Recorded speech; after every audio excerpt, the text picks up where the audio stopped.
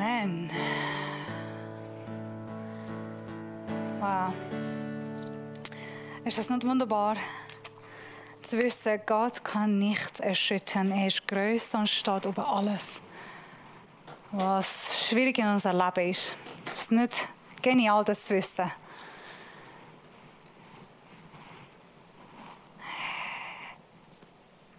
Mit der Maske, man sieht eure Lachen nicht so viel. Und ich weiss, ihr seid alle am Lachen. So schön. Wir fangen heute mit unserer neuen Serie, die heißt Helden des Glaubens. In Hebräisch Brief im Neuen Testament, Kapitel 11, der Schreiber von der Hebräer hat eine lange Liste von Anfang bis am Schluss vom Alten Testament mit Namen, die Personen als Helden des Glaubens nennt.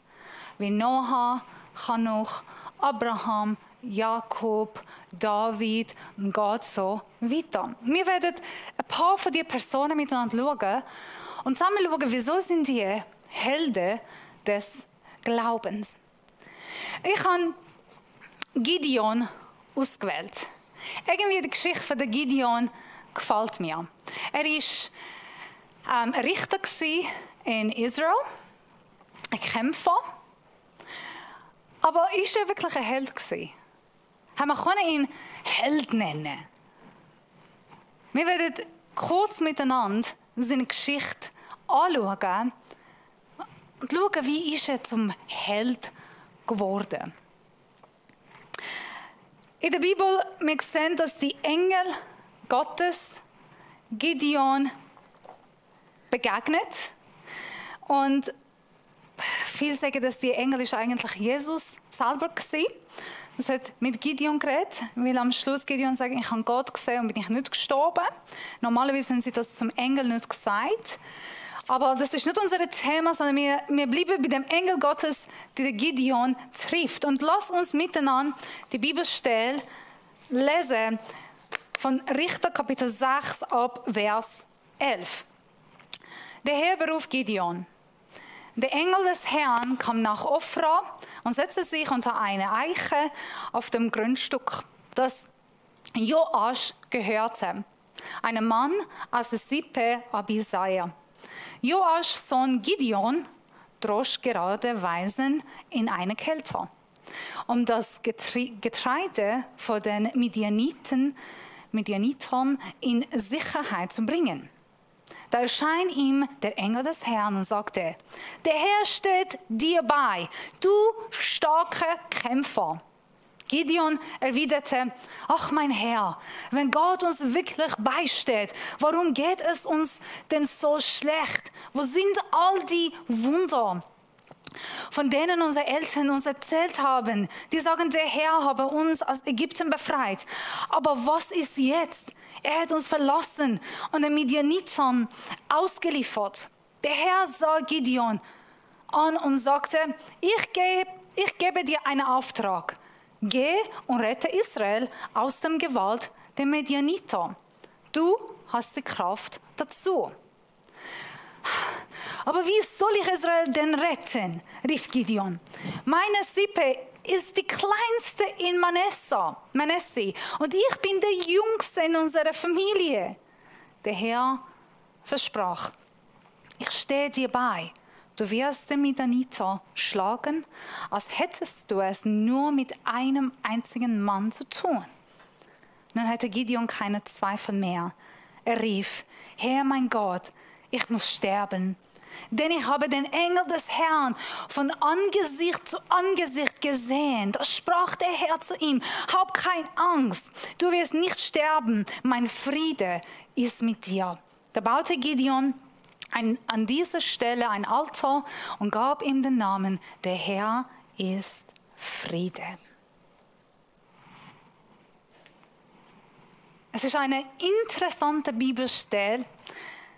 Und die erste, wenn ich die Bibelstelle gelesen habe, die erste, was mich berührt hat, ist, dass Gott kommt zu Gideon, er beruft ihn, und nachher werden wir das schauen. Und dann am Schluss, er beruft Gideon zur Gewalt, zu Krieg.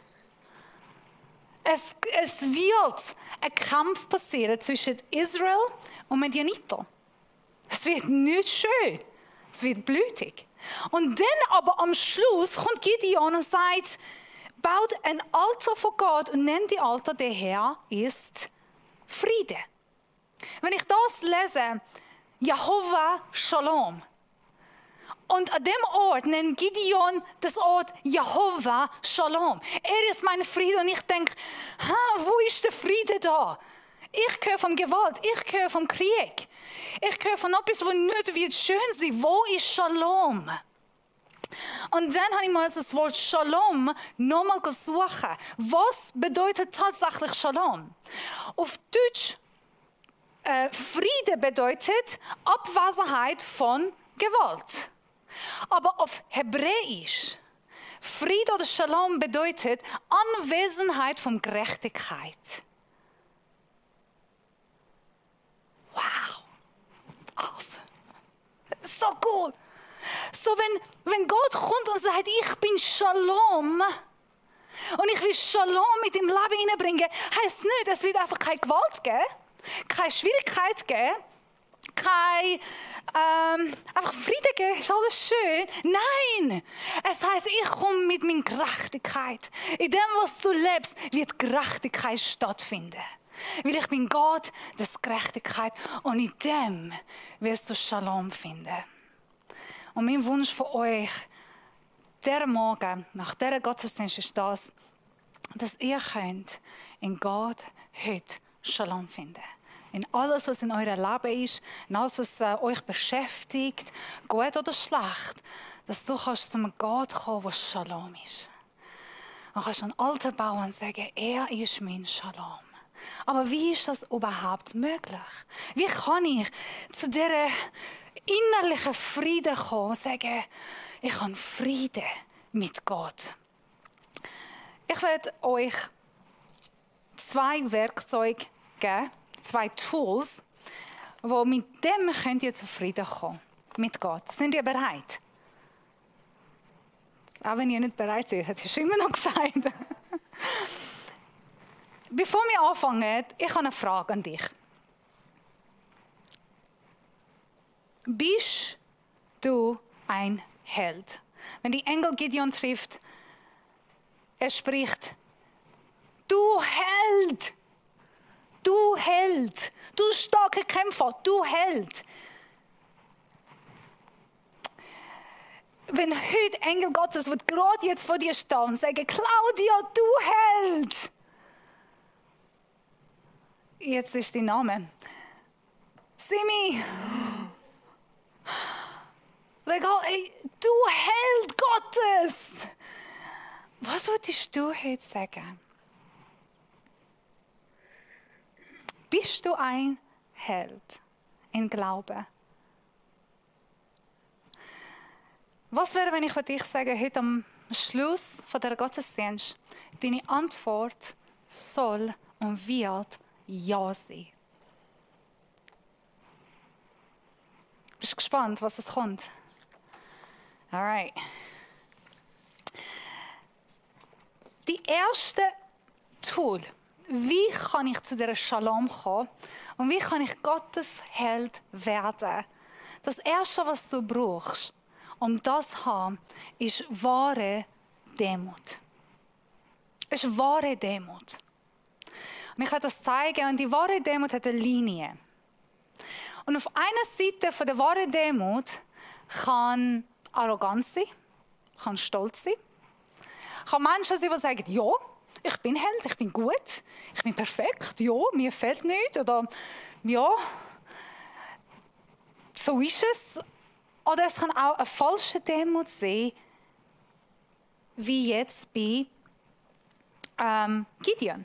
Kennt ihr alle die Geschichte von Muhammad Ali? Weißt du, wer Muhammad Ali ist? Er war ein Boxer. Und der Muhammad Ali ist mal in der Flug am Fliegen. Und hat etwas passiert. Und der Kapitän ruft und sagt, hey, alle müssen ihre Sitzgürtel anmachen. Und die Flugbegleiterin läuft durch, sie einfach schauen, ob alle den Sitzgürtel anhaben oder nicht. Und Mohammed Ali hat keine. Und sie sagt, Entschuldigung, sollen wir jetzt Sitzgürtel anmachen? Wir haben eine Turbulenz. Und er sagt, Superman braucht keinen Sitzgürtel. Und die Flugbegleiterin antwortet, Superman braucht kein Flugzeug. Bitte nehmt euren Sitzgürtel an. Das ist eine falsche Demut. Das ist Arroganz. Das ist Stolz. Ja, du, ich bin gut und ich bin stark. Das ist nicht Demut. Oder es gibt auch eine Demut, wo heißt, was Gideon bringt, das ist auch falsch, aber ich bin niemand. Ich bin zu klein. Ich komme von der kleinsten Sippe von Israel, Manasseh. Ich bin die kleinste Person in der Familie. Ich bin der kleinste von den Geschwistern. Ich bin nicht stark. Das, was eigentlich Gideon sein ganzes Leben erlebt hat, ist Druck gewesen.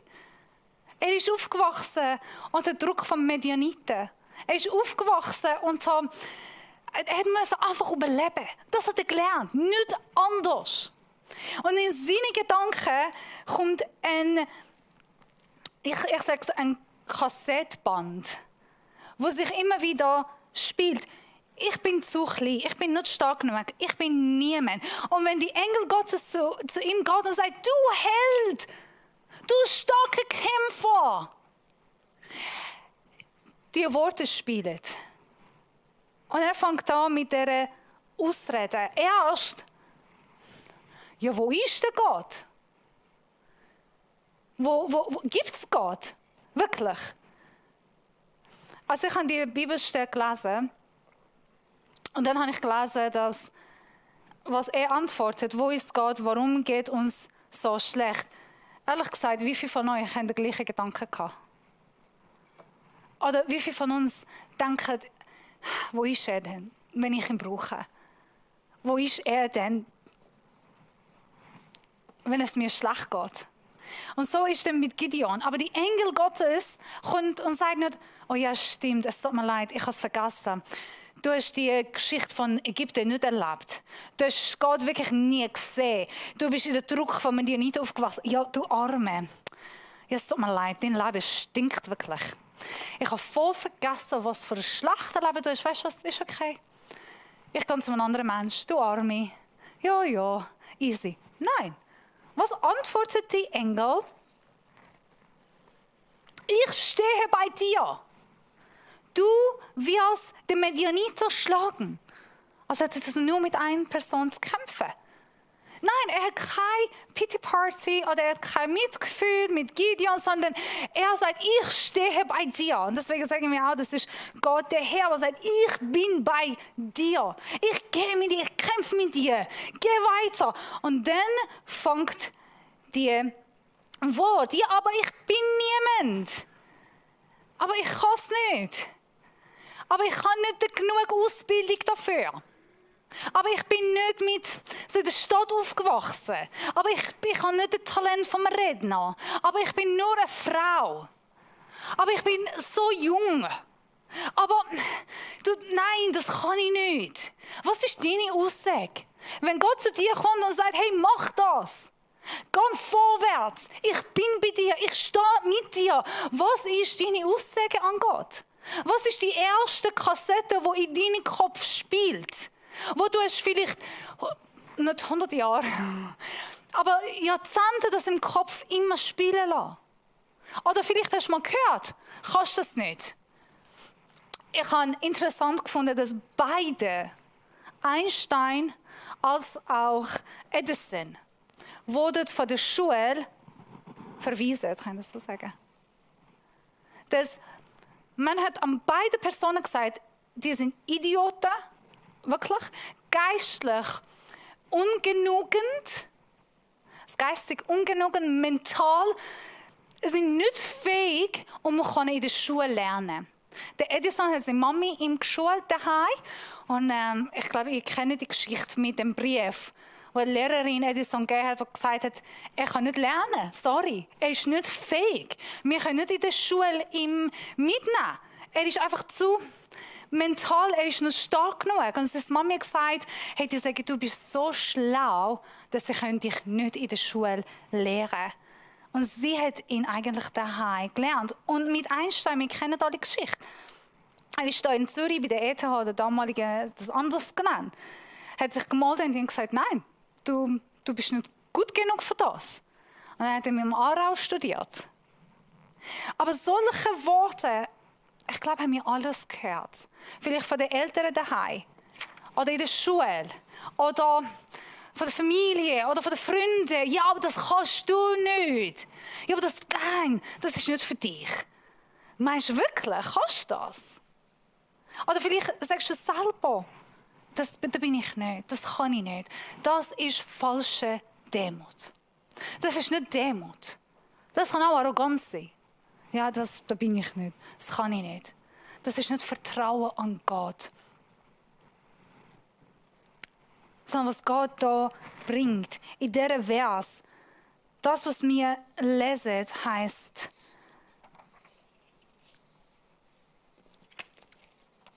Gott sagt an Gideon, geh,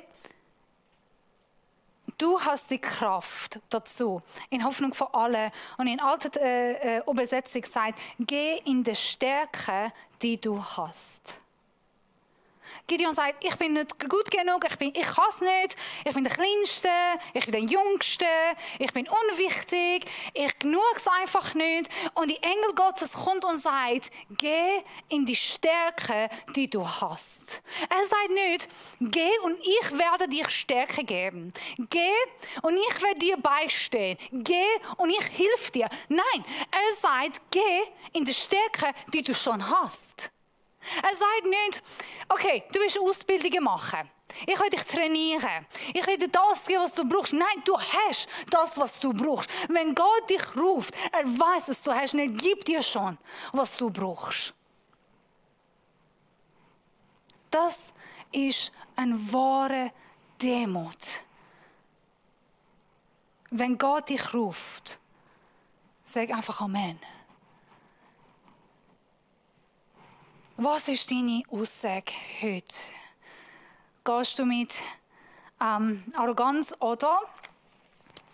Wahre Demut heisst, was ich vorhin gesagt habe, übereinstimmen, mit Gott übereinstimmen, was er sagt, wer du bist. Nicht übereinstimmen, was deine Mami hat gesagt, dein Papi hat gesagt, oder deine Lehrerin hat gesagt, deine Chef hat mal gesagt, oder eine andere Person. Übereinstimmen mit Gott. Das, was er sagt, wer du bist. Gott geht zu Gideon und sagt, du Held! Wahre Demut heisst ja. Nicht, weil ich bin, weil du sagst. Schwierig. Aber das ist wahre Demut. Ja, weil du es sagst. Ich habe eine Frage. Wer bist du? Was sagt Gott heute Morgen über dein Leben? Wer bist du?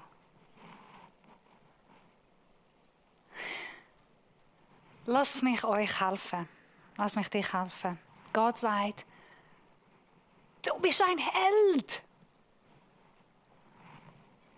Du bist ein Held. Wow. Du bist ein Held. Das ist das, was Gott über dich jetzt sagt. Am Schluss von dieser Gottesdienst, wir werden in Worship miteinander einsteigen. Und wenn du immer noch da bist und sagst, hey, ich weiß es wirklich nicht in mein Herz, was Gott über mein Leben sagt. Wir haben hörendes Gebet, wir haben Gebet auf meine linke Seite, eure rechte Seite. Und wir werden von Gott hören und das, was Gott sagt, über dein Leben heute Morgen aussprechen. Geh nicht heim, ohne zu hören, was sagt Gott über mein Leben. Weil du bist nicht das, was du denkst, du bist. Das ist falsche Demut. Das ist Arroganz. Gott spricht über dein Leben. Und er spricht gute Sachen über dein Leben. Und lass uns jetzt Jahr 2021 mit Gottes Wort anfangen. Nicht mit unseren eigenen Gedanken. Kann man ein Deal machen miteinander.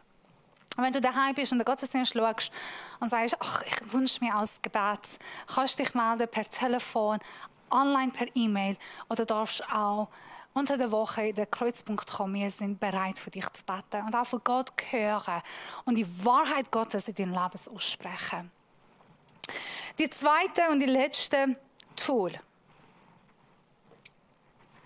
ist wahre Abhängigkeit, wahre Demut und wahre Abhängigkeit. Mit Gott, das heißt mit Gott übereinstimmen, wer er ist. Die erste war mit Gott übereinstimmen, was er sagt, wer ich bin. Und zweite wahre Abhängigkeit ist mit Gott übereinstimmen, was er sagt, wer er ist. Auf einer von diesen Linien steht Co-Abhängigkeit. Und das ist die falsche Abhängigkeit. Das heisst, sagen wir, Gott hat euch zum Opis berufen und du kommst und sagst, ja, aber du, mein Chef tut mich nicht unterstützen. Meine Pastoren sind nicht so gut.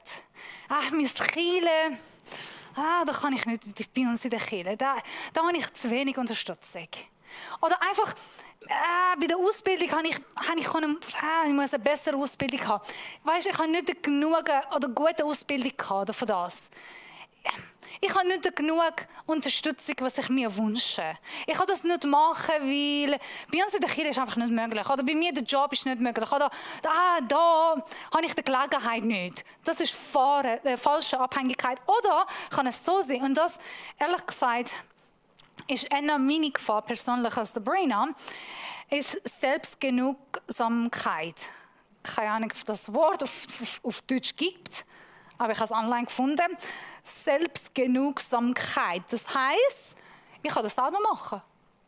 Ja, nein, ich schaffe das allein. Und das Problem ist, heutzutage Tag, wir schaffen vieles ohne Gott allein.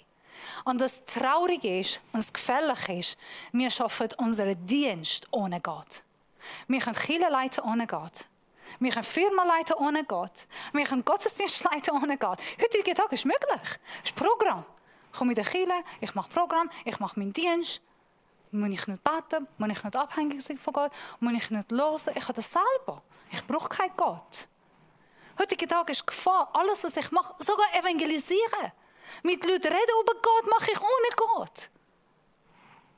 Das ist lustig. Ich leite meine Familie ohne Gott. Ich erziehe meine Kinder ohne Gott. Und wenn ich jetzt ein Problem habe, dann gehe ich zu Gott, dann frage ich, aber lebe ich tatsächlich in ständiger Abhängigkeit von Gott? Und da bin ich selber, oft frage ich mich selber, tue ich meine Predigten wirklich mit Abhängigkeit von Gott vorbereiten? Tue ich Kirche mit Abhängigkeit mit Gott leiten? Bin ich ein Pastor? Und das ist eine grosse Gefahr. Falsche Abhängigkeit, Selbstgenugsamkeit. Ich kann das selber machen. Danke. Der Gideon, er ist ein schlauer Mensch. Er macht das nicht. Er stellt Gott immer wieder Fragen und sagt, bist du wirklich da? Hilfst du mir wirklich? Er macht 3-mal Prüfungen mit Gott. Wenn du wirklich da wärst, wenn du wirklich mit mir kommst, wenn du wirklich mir hilfst, dann zeig es mal.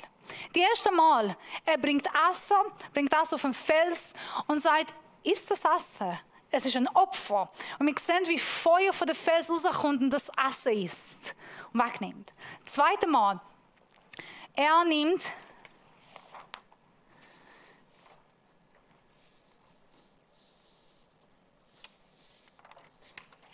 gut, die Bibelstelle habe ich nicht mehr. Die Wort weiss ich. Er nimmt Wolle und hat Wolle auf den Boden und betet, dass am Morgen die Wolle wird nass und der Boden wird trocken. Und das ist passiert. Am nächsten Tag wieder macht er etwas. Er sagt, okay, aber jetzt während der Nacht, die Wolle soll trocken bleiben und der Boden nass bleiben. Und das ist auch so passiert. Also er stellt immer Gott Fragen. Er prüft immer Gott. Und das, was interessant ist in der ganzen Bibel, wir sehen niemals eine Frau, die Gott so prüft. Niemals, nicht einmal. Aber Männer? Irgendwann in der Bibel, ich bin mir sicher, ein Engel geht zu Gott und sagt, nimm einfach Frauen. Das ist viel einfacher. Du wirst schwanger. ohne heiraten, ohne Sex haben, Teenager, du bist schwanger. Ihre Antwort? Wolle, trocken, essen. Herr, lass geschehen, was deine Wille ist. Frauen sind easy. Aber nein, Gott sei Dank, dass Gott auch Männer braucht. Nicht nur Frauen. Das ist eine wunderschöne Nachricht. Aber dieser Mann, er macht Zeit in seinem Leben. Er macht einen Platz, einen Ort in seinem Leben, damit er Gott begegnen kann. Er geht und sagt, ich bin abhängig von dir. Ich bin abhängig von dir. Kannst du mich zeigen, dass du da bist? Und Gott sagt ihm immer wieder, was passiert dadurch? Gideon lernt etwas. Gott ist mit ihm und nur Gott kann ihm helfen. Gideon geht im Kampf mit etwa 30.000 plus Menschen. Er gewinnt den Krieg mit 300 Menschen. Und für ihn ist kein Problem. Er kann laufen und Gott sagt, weißt du was, schick ein paar Tausende, die Angst haben, heim.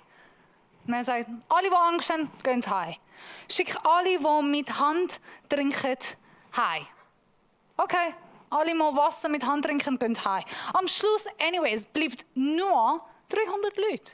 Er hat keine Angst, weil er weiß, er ist nicht der kämpft, sondern Gott kämpft seinen Kampf.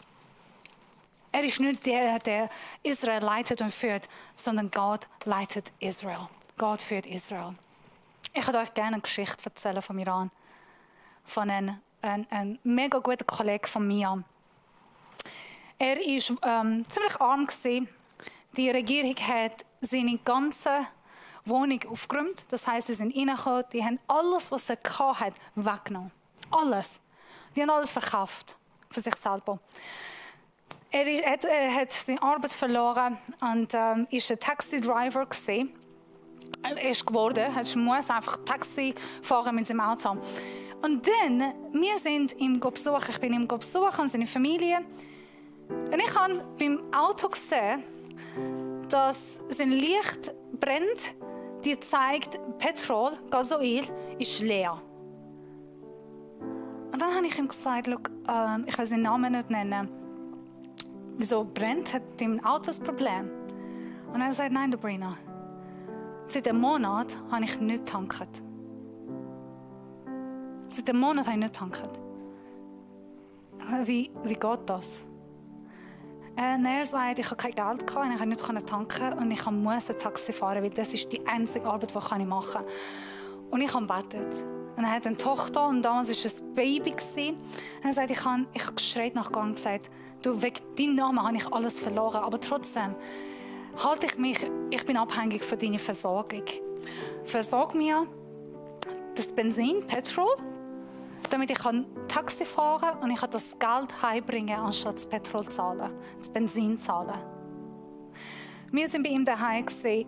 Ich kann Geschichte nach Geschichte von seiner Familie euch erzählen. Wir sind bei ihm daheim gesehen und wir haben ein bisschen Geld gebracht von der Familie und dann mit ihnen zusammen sind wir Essen kaufen und haben wir ziemlich viel Essen gekauft. Sind wir wieder heim und dann haben wir verschiedene Gottesdienste gehabt und dann sind wir weg. Und die haben viel gekocht für uns und den nächsten Monat, ich bin ständig jeden Monat bei ihr gegangen. Wir haben verschiedene Gottesdienste bei ihnen und sie haben gekocht. Und das war das gleiche Essen, das wir vor einem Monat hatten. Also das gleiche Menü. Kann man so sagen. Nein, ich habe gesagt, hey, ich esse das Essen gerne. Weil es ist das Gleiche. Wir haben letzten Monat das gleiche Menü gehabt. Und sie sagen, weißt du was, Sabrina? Das Essen ist nie fertig geworden. Wir haben das einen ganzen Monat gegessen.